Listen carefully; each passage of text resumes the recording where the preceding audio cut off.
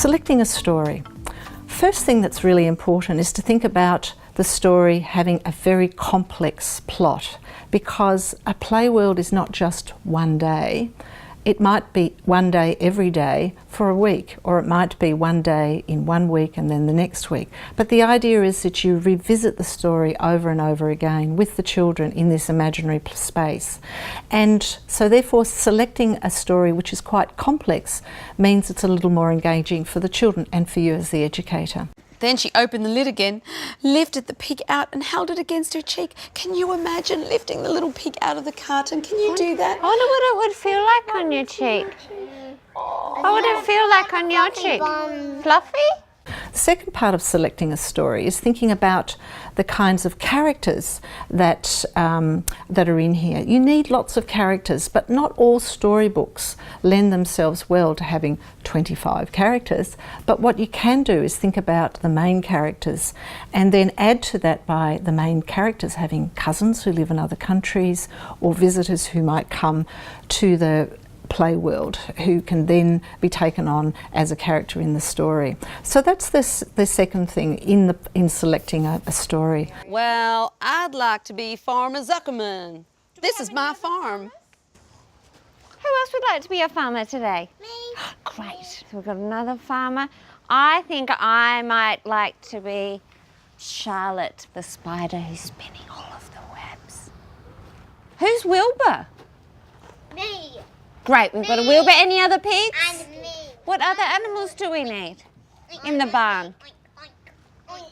Well, oink, I can hear oinking. Wasn't there a rat in our story?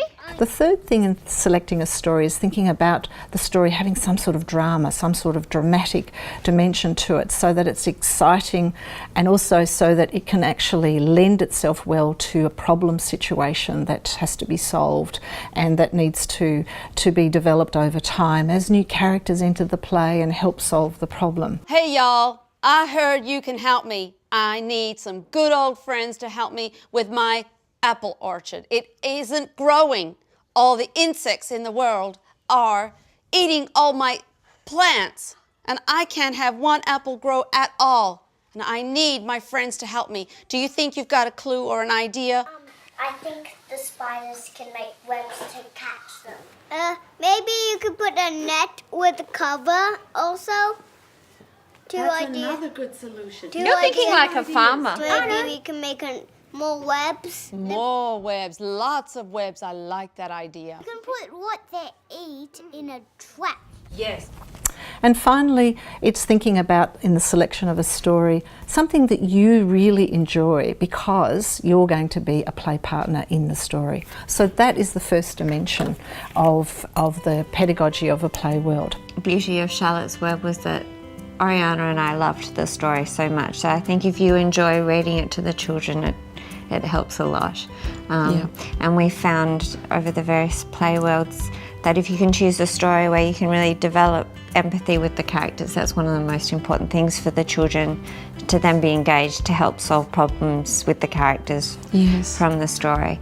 So it was that connection to the character and having that emotional connection as well, and just being able to respond and feel an investment, I think, an emotional investment to the story was really important for us, and we felt that was a great way to do it through that story. So some of them were frightened of spiders or were horrified at the thought of spiders, and we really felt like we needed to do something, be proactive about it and think of perhaps a story that we could choose that would help them to have some empathy for the story, for the spider, and to really make a strong connection with the spider and how it has an important part to play in our ecosystem. So yeah, we felt Charlotte's Web was a perfect one for that. Also to challenge the children, so to go from what Oriana was discussing as